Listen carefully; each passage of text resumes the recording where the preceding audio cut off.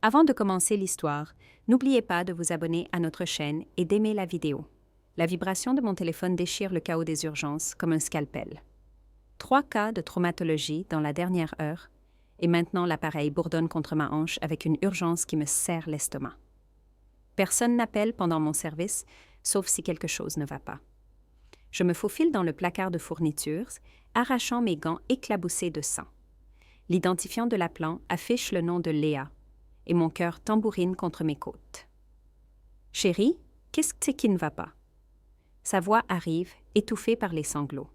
« Maman, ma clé ne marche plus. » Qu'est-ce que tu veux dire par « elle ne marche plus » Je presse le téléphone plus près de mon oreille, m'efforçant de l'entendre par-dessus les annonces de l'hôpital.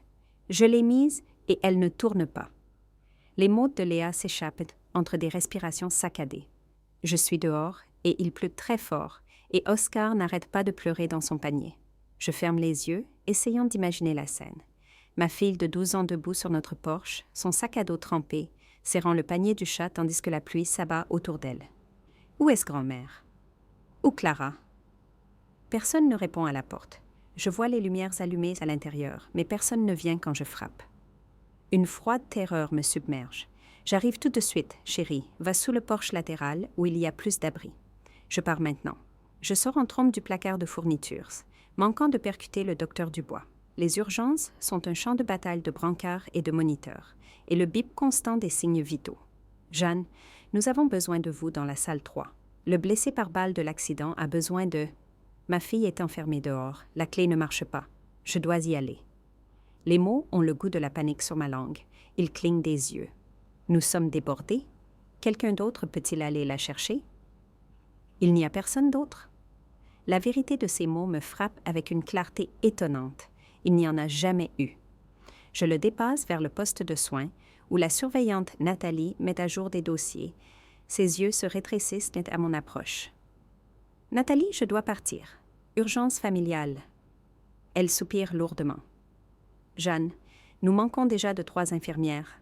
Est-ce que cela ne peut pas attendre jusqu'à... » Mon père vient de mourir, Nathalie.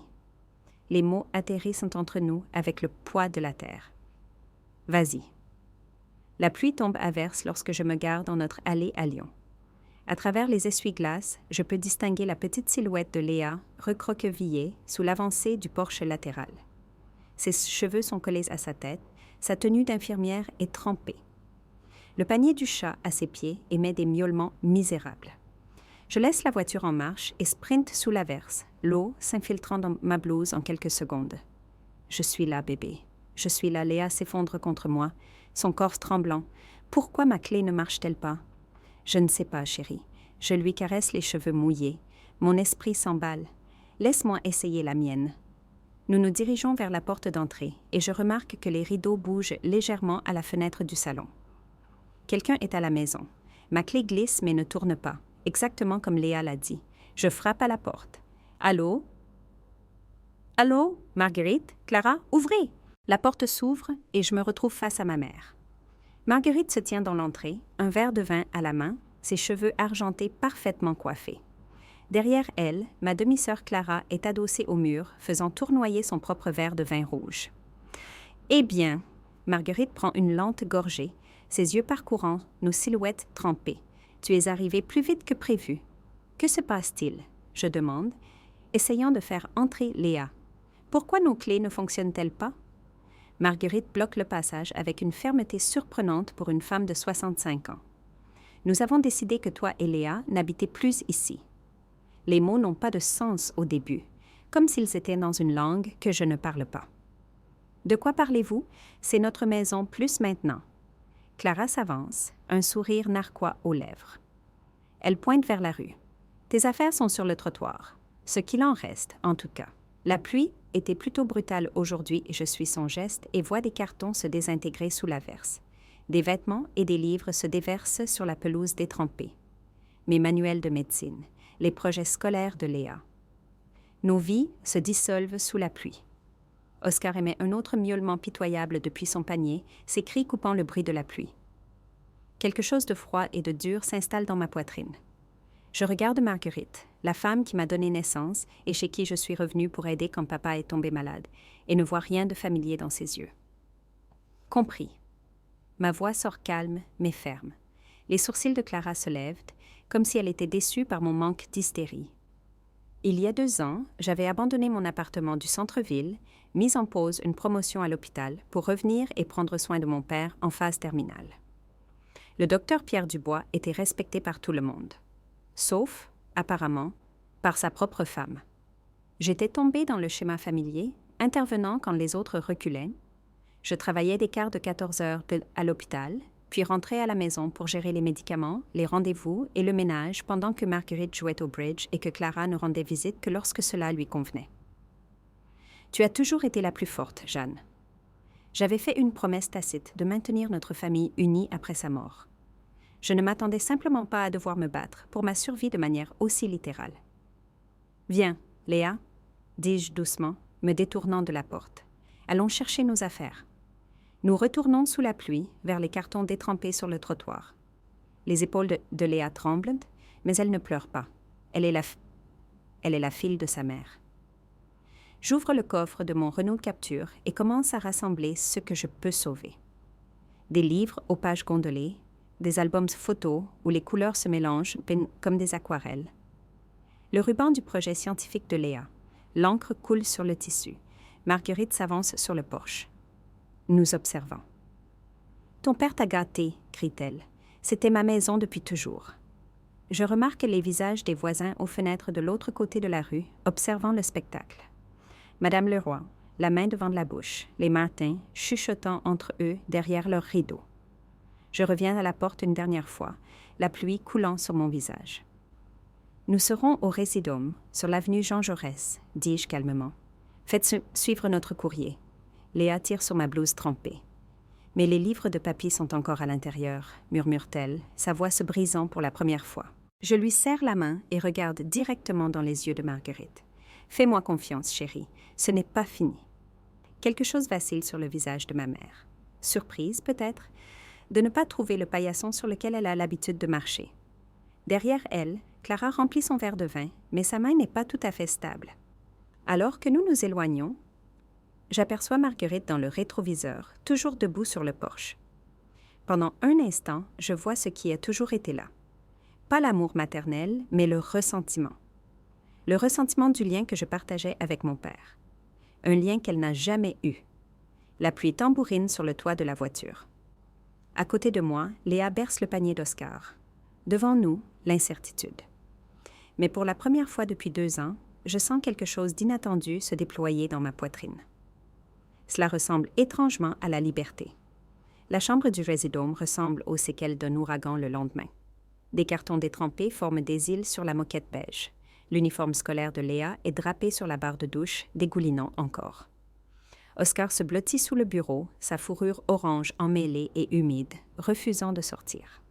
J'ai disposé tous les biens sauvés comme des artefacts lors d'une fouille archéologique, cataloguant ce qui a survécu à la pluie et ce qui n'a pas. Mes manuels de soins infirmiers aux pages gondolées, les notes du projet scientifique de Léa se mélangeant jusqu'à l'illisibilité. Une photo de famille où le visage de mon père s'est estompé en un fantôme d'aquarelle. Bureau de maître Michel Portal. Une voix claire répond à la 4e sonnerie. « Je suis Jeanne Dubois », dis-je, pressant le téléphone contre mon oreille. « J'ai besoin de parler immédiatement à Michel. C'est au sujet de la succession de mon père. Je suis désolée, mademoiselle Dubois, mais maître Portal est au tribunal aujourd'hui et... Dites-lui que c'est la fille du docteur Pierre Dubois et que Marguerite nous a enfermés dehors. » Le silence s'installe sur la ligne avant que la réceptionniste ne dise « Veuillez patienter. » La voix de Michel arrive quelques instants plus tard, essoufflée. « Jeanne, qu'est-ce qui se passe? » J'explique la situation de la manière clinique et détachée dont je rapporte l'état des patients. Porte verrouillée, serrure changée, bien sous la pluie, des faits sans émotion. « C'est impossible, » interrompt Michel. « Jeanne, ton père a transféré la maison à toi et au fonds fiduciaire de Léa il y a 6 mois. La pièce semble basculer sur le côté. Quoi? Pierre a placé la maison dans un trust pour toi et Léa. Marguerite n'a aucun droit légal d'être là et encore moins de vous enfermer dehors. Je m'affaisse sur le bord du lit, mes jambes soudain incapables de me soutenir. Pourquoi ne me l'a-t-il pas dit? Il y a une lettre avec les documents. Il m'a demandé de ne pas en parler tant que cela ne devenait pas nécessaire. Léa sort de la salle de bain, ses cheveux enveloppés dans une serviette de l'hôtel. Elle m'observe avec des yeux trop vieux pour ses 12 ans. « Je viens à votre bureau, dis-je à Michel. Maintenant. » 1 heure plus tard, je fixe des documents légaux étalés sur le bureau en acajou de Michel. Formulaire de transfert de propriété, accord de fiducie, tous signés, notariés et déposés au service de la publicité foncière. « Ton père était très minutieux, dit Michel, faisant glisser une enveloppe scellée vers moi. Il voulait que tu aies ceci si quelque chose comme ça arrivait. L'enveloppe porte mon nom et l'écriture de médecin caractéristique de mon père. Je brise le sceau et déplie une seule page. Ma très chère Jeanne, si tu lis ceci, alors Marguerite a fait exactement ce que je craignais qu'elle fasse. La maison est à toi et à Léa maintenant. Elle l'a toujours été, dans mon cœur. Marguerite n'a jamais apprécié ce qu'elle avait. Ni la maison, ni toi, et certainement pas moi. J'ai vu son ressentiment grandir au fil des ans, surtout envers toi. Tu es revenue à la maison quand j'en avais le plus besoin, sacrifiant tout. Tu as toujours été celle qui porte les autres, même lorsque tes propres épaules s'effondrent. Prendre soin de notre fille, et la maison prendra soin de vous deux. Tout mon amour. Papa. Une seule larme atterrit sur la signature, brouillant l'encre comme la pluie sur le carton. Ton père savait que cela pouvait arriver, dit Michel doucement. Nous avons tout ce dont nous avons besoin pour une ordonnance d'urgence. Marguerite et Clara sont là illégalement. Mon téléphone vibre avec un message de Carole Dufour, notre voisine d'en face. Ils sont en train de réarranger les meubles et peignent ta chambre. Le SUV de Clara a fait des allers-retours toute la journée avec plus de choses. Clara a emménagé complètement, dis-je à Michel, lui montrant le message, dans les 24 heures qui ont suivi le fait qu'elle nous ait enfermés dehors. La bouche de Michel se crispe. C'était planifié bien à l'avance. J'ai besoin de comprendre à quoi nous sommes confrontés, dis-je, l'infirmière en moi ayant besoin d'une évaluation complète avant le traitement. Que peuvent-elles faire? Marguerite est ta mère. Elle utilisera l'affirmation selon laquelle tu as abandonné ton père, que tu es une mère inapte pour Léa. Michel hésite. Clara m'a appelé ce matin, en fait, disant qu'elle était préoccupée par ta santé mentale après la mort de ton père, que tu étais instable. Instable? Je répète, la chaleur montant dans ma poitrine. Elle a mentionné que le mari de Clara, Étienne, a déjà l'intention de convertir le bureau de ton père pour les jumeaux. Un autre message vibre de Carole. Les garçons sautent sur le lit de Léa, je peux les voir par la fenêtre. Quelque chose change en moi. Je me lève et marche vers la fenêtre donnant sur le centre-ville de Lyon. Mon badge d'identité de l'hôpital pend à mon cou, la photo plastifiée montrant une femme en blouse, prête à sauver des vies. J'aperçois mon reflet dans la vitre. Yeux durs comme des pierres de rivière, mâchoire serrée. Je sauve des étrangers tous les jours, je murmure. Il est temps que je nous sauve. Derrière moi, Léa lève les yeux de la boîte qu'elle trie. Elle m'observe avec une lueur d'espoir prudent, comme quelqu'un observant la première pousse percer la terre brûlée. Il ne s'agit pas de vengeance, dis-je à Michel, me retournant vers le bureau. Il s'agit de justice. Je prends 3 décisions en succession rapide, de la manière dont je fais le triage des patients lors d'une catastrophe majeure. Je me déclare malade pour les 3 prochains jours. J'ai besoin de construire notre dossier. Michel hoche la tête, tirant déjà des formulaires. Je vais déposer la demande de possession d'urgence. Ton père savait que cela pouvait arriver, Jeanne. Il a tout laissé préparer. De retour à l'hôtel, je trouve le docteur Sophie Moreau qui m'attend dans le hall avec 2 valises. Elle dit simplement « des blouses propres, des vêtements pour vous deux et du vrai shampoing au lieu de ces minuscules flacons d'hôtel. » Je n'avais pas pleuré depuis que j'avais trouvé le corps de mon père il y a 2 semaines, mais la gentillesse de Sophie manque de me briser. L'enseignante de Léa, Madame Duval, arrive 1 heure plus tard avec des devoirs scolaires et une force tranquille qui me rappelle mon père. Léa est l'une de nos élèves les plus fortes, me dit-elle en privé, et j'ai documenté tout ce qu'elle a dit sur la situation pour vos dossiers. En soirée, la chambre d'hôtel s'est transformée de zone sinistrée en centre de commande. Michel a organisé une rencontre avec le directeur de banque qui confirme les détails de la fiducie et offre une ligne de crédit temporaire garantie par la valeur nette de la maison. La prévoyance de ton père était remarquable, me dit le directeur. La fiducie est en béton armé. Le téléphone sonne à nouveau, un numéro que je ne reconnais pas. Jeanne? C'est Éléonore, la sœur cadette de ma mère à qui je n'ai pas parlé depuis des années. Éléonore, dis-je avec prudence, je sais ce que Marguerite a fait. Sa voix est tendue par la colère. Elle planifiait cela depuis le diagnostic de Pierre. Elle m'a dit à Noël qu'elle allait reprendre sa vie une fois qu'il serait parti. Pourquoi me dites-vous cela? Parce que ce qu'elle fait est mal, dit simplement Éléonore, et parce que Clara a déjà mis en vente une partie de l'équipement médical de ton père sur un site de petites annonces. J'ai des captures d'écran. À minuit, la requête d'urgence auprès du tribunal est soumise. Mon compte d'épargne est presque épuisé par les honoraires de l'avocat, mais pour la première fois depuis des jours, je sens quelque chose s'approcher de l'espoir. Léa est assise en tailleur sur le lit d'hôtel, Oscar ronronnant sur ses genoux. Quand je lui dis « Que se passe-t-il si nous perdons, maman ?» Sa voix sonne si petite, rien à voir avec l'élève de 12 ans confiante qui a réussi sa présentation scientifique le mois dernier. Je m'assois à côté d'elle, passant ma main sur la douce fourrure d'Oscar. Nous ne perdrons pas. Ton grand-père s'en est assuré. Plus tard, après que Léa se soit endormie, j'ouvre le dossier que je n'ai pas montré à Michel. À l'intérieur se trouve une lettre manuscrite de papa adressée au juge, datée de 3 semaines avant sa mort, expliquant pourquoi il m'avait transféré la maison à moi plutôt qu'à sa femme depuis 40 ans. Son écriture élégante de médecin remplissait 3 pages de vérité que Marguerite n'a jamais voulu exposer. Demain, la bataille finale. Mais cette nuit, pour la première fois depuis le lock-out sous la pluie, je dors sans me réveiller. Le palais de justice brille comme une forteresse sous le soleil matinal alors que j'ajuste mon blazer. Pas de blouse aujourd'hui. Aujourd'hui, je ne suis pas Jeanne l'infirmière, mais Jeanne la plaignante, luttant pour ce qui m'appartient de droit. Léa se tient à côté de moi, sa posture droite malgré sa main tremblante dans la mienne. « Prête ?» demande maître Michel Portal, sa mallette gonflée de nos munitions. J'acquiesce. Nous nous y sommes pas préparés. À l'intérieur, les sols polis reflètent nos visages déterminés.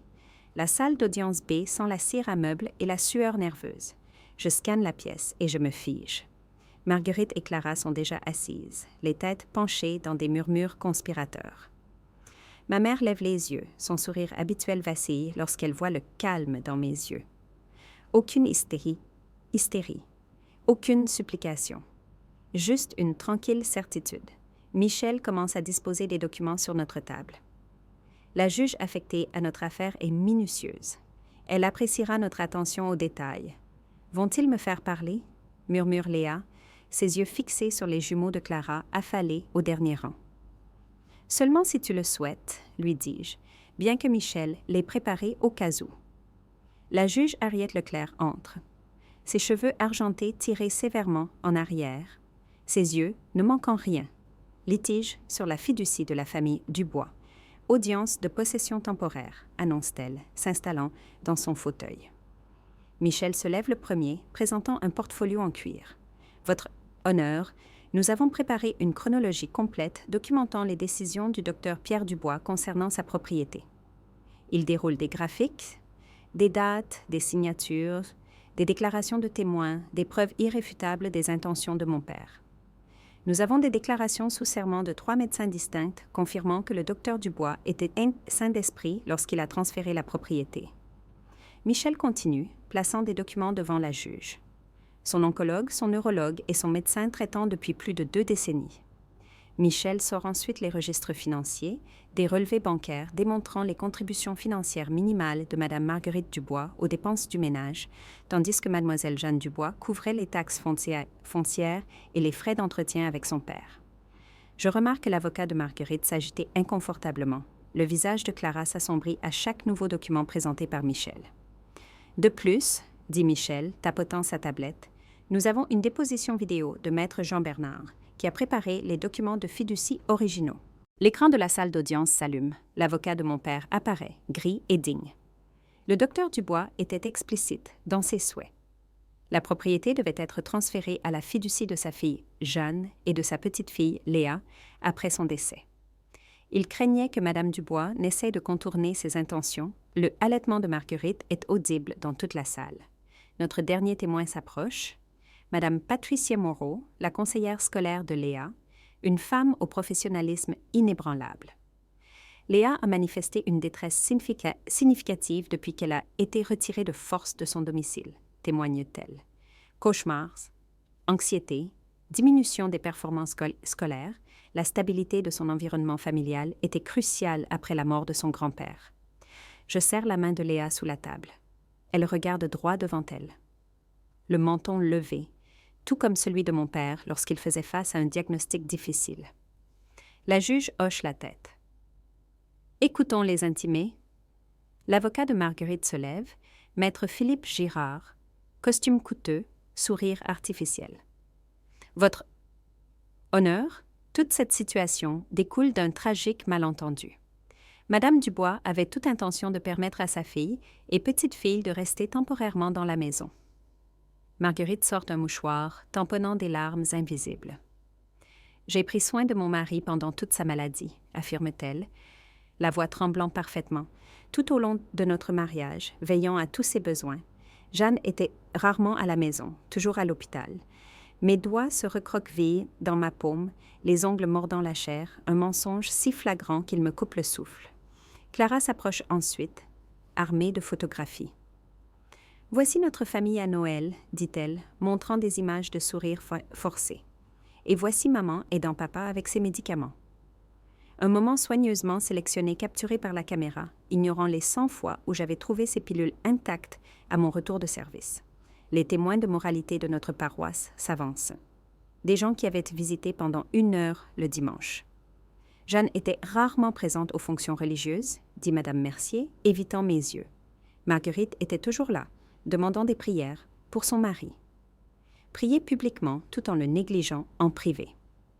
Le lock-out était regrettable, conclut Girard, mais une dure leçon nécessaire. Jeanne est devenue de plus en plus dépendante à son âge, l'expression de la juge. Leclerc ne révèle rien tandis qu'elle prend des notes. Pendant un instant terrible, je vois le doute dans ses yeux. Mon tour arrive. Je me lève lentement, canalisant chaque once de la prestance professionnelle que j'ai développée aux urgences. Votre honneur, je suis revenue à la maison il y a 2 ans spécifiquement pour prendre soin de mon père pendant sa maladie. Je commence. Ma voix est ferme. J'ai coordonné mes cartes d'hôpital en fonction de ses besoins de soins. Michel présente mes horaires de travail avec les calendriers de traitement de mon père, montrant comment j'avais tout arrangé pour être à la maison quand il avait le plus besoin de moi. La porte de la salle d'audience s'ouvre. Une figure familière se glisse à l'intérieur. La sœur de Marguerite, Éléonore, que je n'ai pas vue depuis les funérailles.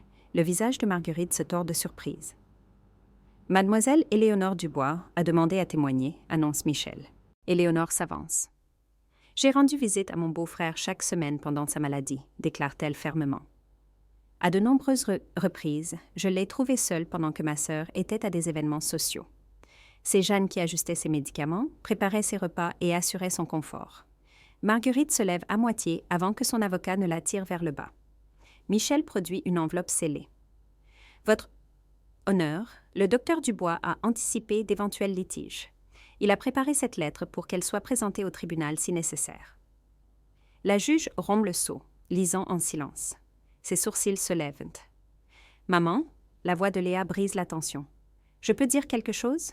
La juge Leclerc s'adoucit. « Venez, jeune fille. » Jeune fille.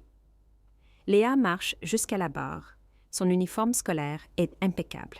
« Mon grand-père m'enseignait les échecs dans son bureau tous les dimanches après-midi, » commence-t-elle.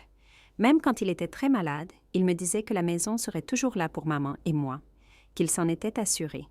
Il disait que grand-mère n'appréciait pas ce qu'elle avait. Des larmes montent dans mes yeux, mais je les retiens. La dignité, pas le drame, gagnera ce combat. Je veux juste rentrer à la maison, termine Léa simplement. Je pourrais me lancer dans les détails de la négligence de Marguerite. Au lieu de cela, je dis « Les preuves documentées parlent d'elles-mêmes, votre honneur. » Marguerite se lève brusquement. « Elle a manipulé son père mourant, » crie-t-elle, me pointant du doigt. « Pierre n'était pas lucide. »« Madame Dubois, contrôlez-vous, » avertit la juge Leclerc. Pendant la suspension, Michel sort dans le couloir. Le mari de Clara, Étienne, le suit. Une caméra de sécurité capte le murmure menaçant d'Étienne. « Tu vas regretter d'avoir pris cette affaire. » De retour en session, l'avocat de Marguerite conteste les documents de fiducie. Son argument se retourne contre lui lorsqu'il devient clair qu'ils étaient au courant de la fiducie depuis des mois. Leurs signatures sont au dossier.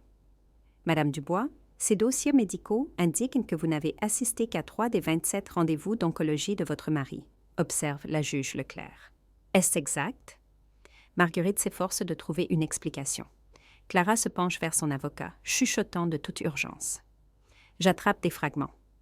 J'ai déjà parlé à l'agent pour la mise en vente. La tête de la juge se redresse. Quel agent serait-ce, Madame Martin? Clara pâlit, réalisant son erreur. Un journaliste est assis au dernier rang. Marguerite s'approche de lui pendant la pause suivante. Ma fille incarnée plutôt ingrate a abandonné son père et veut maintenant voler ma maison. Mes collègues de l'hôpital universitaire de Lyon entrent dans la salle d'audience. Un mur de soutien silencieux. La juge Leclerc ferme son dossier avec finalité. J'accorde la possession temporaire de la propriété à Jeanne Dubois et Léa Dubois, avec effet immédiat. La police escortera Mme Marguerite Dubois et Mme Clara Martin hors de la propriété d'ici 17 heures aujourd'hui. L'audience finale est fixée dans 3 semaines. Marguerite s'effondre sur sa chaise, sa performance vacille enfin.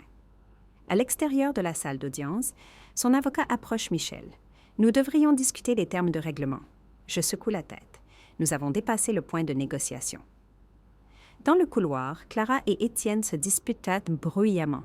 « Tu as dit que ce serait facile, lance-t-il. Où allons-nous vivre maintenant? » Je conduis Léa vers la sortie. La lumière du soleil à l'extérieur se sent différente, en quelque sorte plus propre, plus brillante. « C'est fini? » demande Léa, levant les yeux avec un espoir prudent. « Presque, lui dis-je. La clé est déjà dans ma main. » Nous rentrons à la maison. Le téléphone a sonné à 7h15 du matin. J'ai fixé l'identifiant de l'appelant, mon pouce planant sur l'écran. Mère, 3 jours avant l'audience finale. Jeanne, la voix de Marguerite trembla lorsque j'ai répondu. Je n'ai pas dormi de la nuit en pensant à cette situation. Je n'ai rien dit, laissant le silence s'étirer entre nous. Je suis toujours ta mère. Sa voix s'est brisée. La famille devrait passer en premier. Tu sais que c'est ce que ton père voudrait. J'ai remué mon café, regardant la crème tourbillonnée. Papa a exprimé ses souhaits très clairement dans les documents de fiducie. Les gens parlent, Jeanne. Toute l'Église prie pour la réconciliation. Le tremblement dans sa voix s'est durci. Le pasteur a appelé hier. Il m'a rappelé que le pardon chrétien exige la réconciliation. Mon téléphone a vibré avec un message entrant. Oncle Robert, nous devons trouver un compromis avant jeudi. Cela déchire la famille. Les garçons de Clara sont dévastés, a continué Marguerite. Ils ont déjà déménagé leurs affaires dans les chambres à l'étage. Maintenant, ils doivent refaire leurs valises. Ces chambres ne leur ont jamais appartenu, ai-je dit calmement. Nous pourrions partager la maison, a insisté Marguerite. Toi et Léa prenez la chambre principale et le bureau. Nous prendrons la chambre d'amis et la salle de jeu. Les zones communes peuvent être... Non, le mot est tombé entre nous comme une pierre. Tu es cruelle, Jeanne. Sa voix s'est aiguisée. Qu'est-il arrivé à la fille qui a soigné son père pendant 2 ans? Qui faisait passer tout le monde en premier? Elle a été enfermée dehors sous la pluie. J'ai mis fin à l'appel alors qu'un autre message arrivait. J'ai posé mon téléphone face contre le comptoir, mes mains tremblant légèrement. « Maman ?» Léa se tenait dans l'embrasure de la porte, Oscar s'enroulant autour de ses jambes. C'était encore grand-mère? Oui, chérie. J'ai forcé un sourire. Rien d'important. Michel a appelé 1 heure plus tard. L'avocat de Marguerite a déposé une requête ce matin.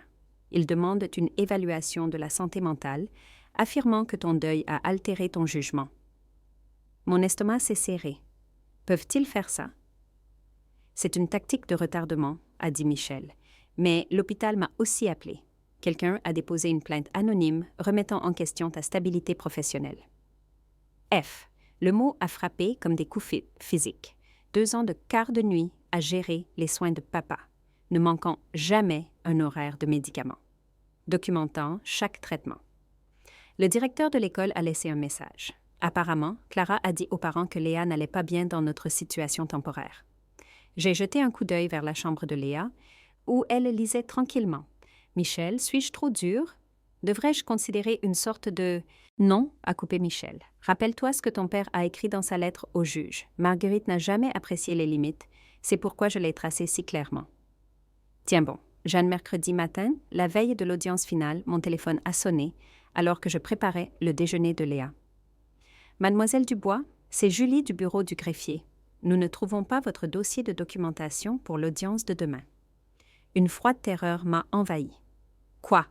Toutes nos preuves ont été soumises de la semaine dernière. Il n'apparaît pas dans le système. Nous avons besoin de ces documents d'ici midi, sinon la juge pourrait accorder un autre report. J'ai appelé Michel immédiatement. Son assistante a répondu. Il est au tribunal jusqu'à 11 heures. Que se passe-t-il? J'ai expliqué la situation tout en me précipitant vers le bureau de l'hôtel pour la clé USB de sauvegarde. J'ai sauvegardé des copies de tout, mais nous devrons réimprimer toutes les déclarations sous serment et les faire notarier à nouveau. Je te rejoins au bureau dans 20 minutes, a-t-elle promis. Je me suis retournée pour trouver Léa qui me regardait, son sac à dos à la main. Tu vas être en retard à l'école. La tablette de papy, a-t-elle dit soudainement. La bleue. Il a sauvegardé tous ses papiers importants sur le cloud. Le mot de passe est ta date d'anniversaire, 3 heures de travail frénétique. Michel a demandé un délai lorsqu'il a terminé son autre affaire. La juge nous a accordé exactement 90 minutes. Nous y sommes arrivés en 11 minutes, a dit Michel, s'effondrant sur une chaise tandis que le greffier tamponnait notre dossier de preuves reconstitué. Quelqu'un a délibérément égaré nos dossiers.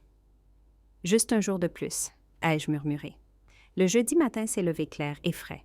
Je me tenais près de la boîte aux lettres à 9h27, regardant les véhicules de la police entrer dans l'allée. 2 agents en uniforme impeccable se sont approchés de la porte d'entrée tandis qu'un autre se positionnait près du garage. Michel se tenait à côté de moi, mallette légale à la main.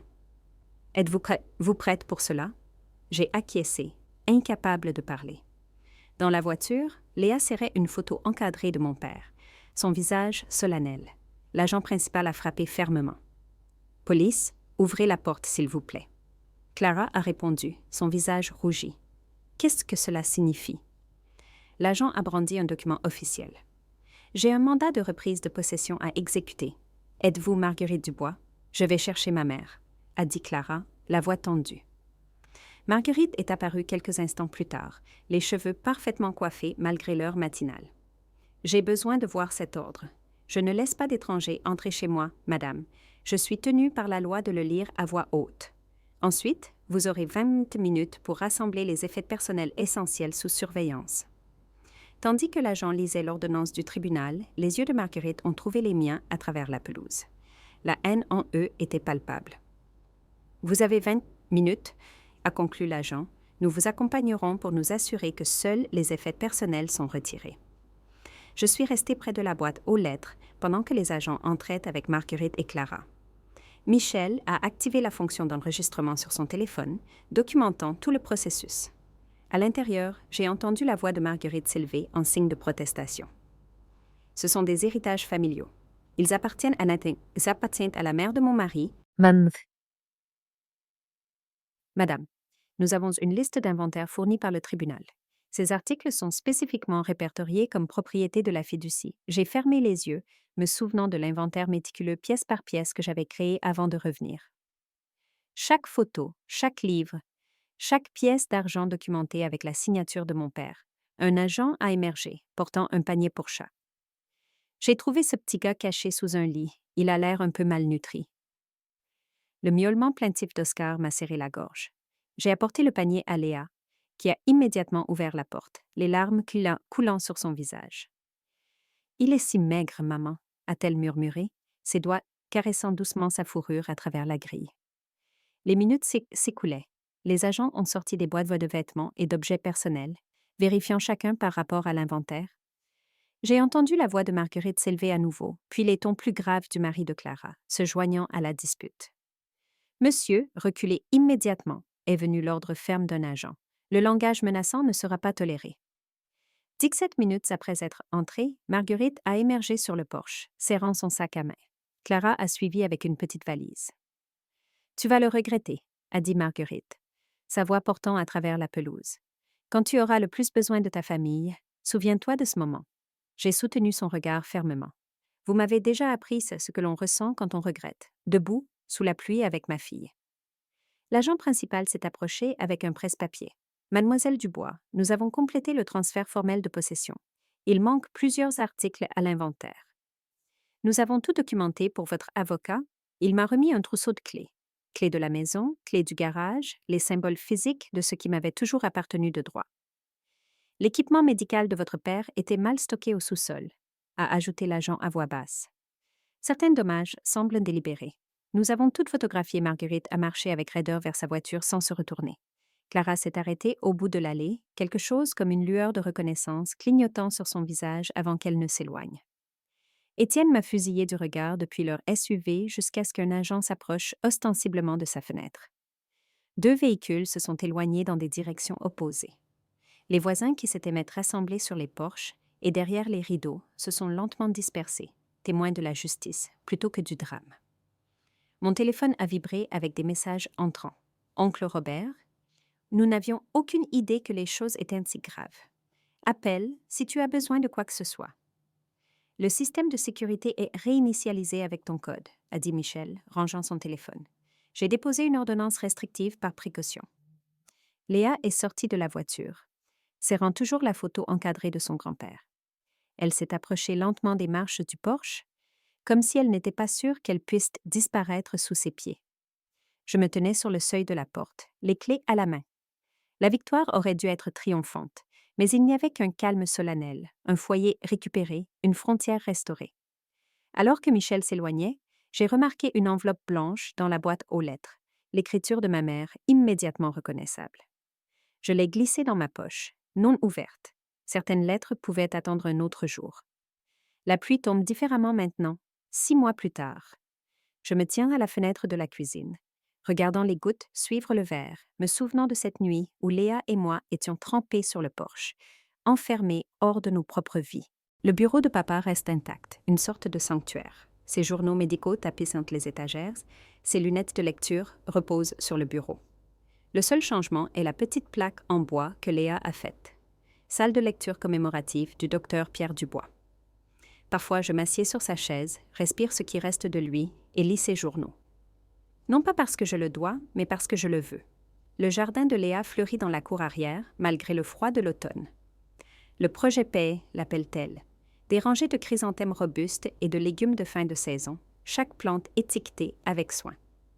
Elle s'en occupe quotidiennement avec un dévouement qui me rappelle son grand-père. La lettre de promotion de l'hôpital universitaire est encadrée sur mon bureau.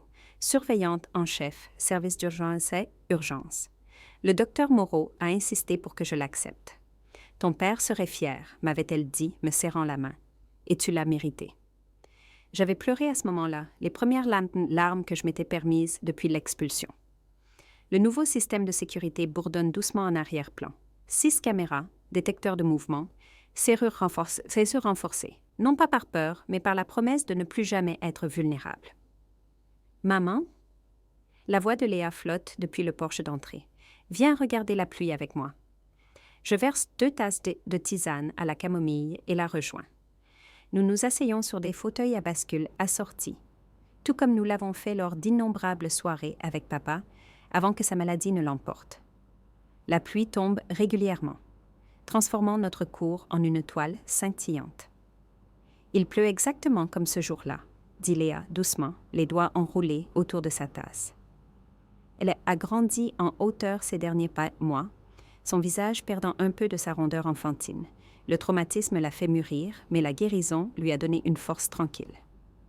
Oui, dis-je, regardant l'eau ruisseler du nouveau toit du porche.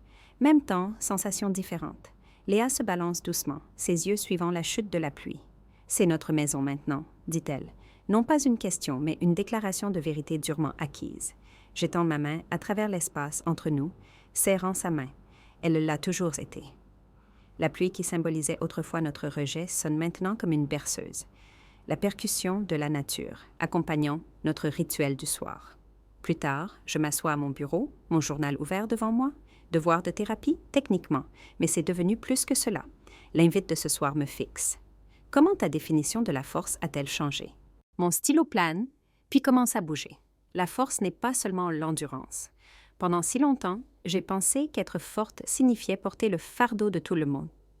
Tout le monde. Ne jamais se plaindre. Toujours dire oui. J'ai confondu le sacrifice avec l'amour. Mais la vraie force, c'est quand tracer des limites, quand dire non, quand protéger ce qui compte le plus. L'invitation au comité hospitalier reste sans réponse à côté de mon journal. Il y a 6 mois, j'aurais accepté immédiatement, m'épuisant davantage au nom du dévouement. Maintenant, je vois la demande différemment. Le temps avec Léa n'est pas négociable.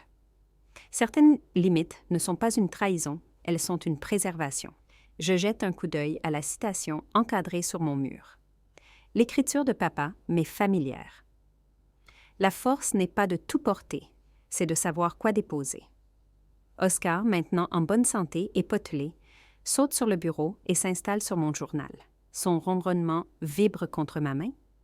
Une autre petite victoire, le chat qui se cachait pendant ces semaines à l'hôtel s'étale maintenant avec une assurance confiante. La nuit dernière, Léa a dormi jusqu'au matin. Pas de cauchemar, pas d'appel anxieux à minuit. Pour la première fois depuis le lock-out, je me suis tenue dans l'embrasure de sa porte à l'aube, observant sa respiration paisible, et j'ai senti quelque chose de serré en moi enfin se relâcher. L'équipement médical de papa, le lit d'hôpital, le concentrateur d'oxygène, a trouvé un nouveau but. Le don à la clinique communautaire de Lyon est venu avec une seule condition. Une plaque en l'honneur du docteur Pierre Dubois, le service transformé en héritage. Les soirées cinéma du vendredi sont devenues un rituel sacré. Juste Léa et moi sur le canapé, des bols de popcorn équilibrés sur nos genoux, Oscar coincé entre nous. La famille que nous avons choisie, petite mais puissante. À l'hôpital, Jessica, une jeune infirmière aux yeux hantés, m'a cherché la semaine dernière. Ma mère continue de prendre mon chèque de paie, avait-elle chuchoté. Elle dit que je lui dois pour m'avoir élevée. J'avais reconnu la honte dans sa voix, la confusion de l'obligation tordue en exploitation. Laisse-moi te partager quelque chose que j'ai appris à la dure, lui avais-je dit, sortant le guide des droits des aidants que j'avais créé.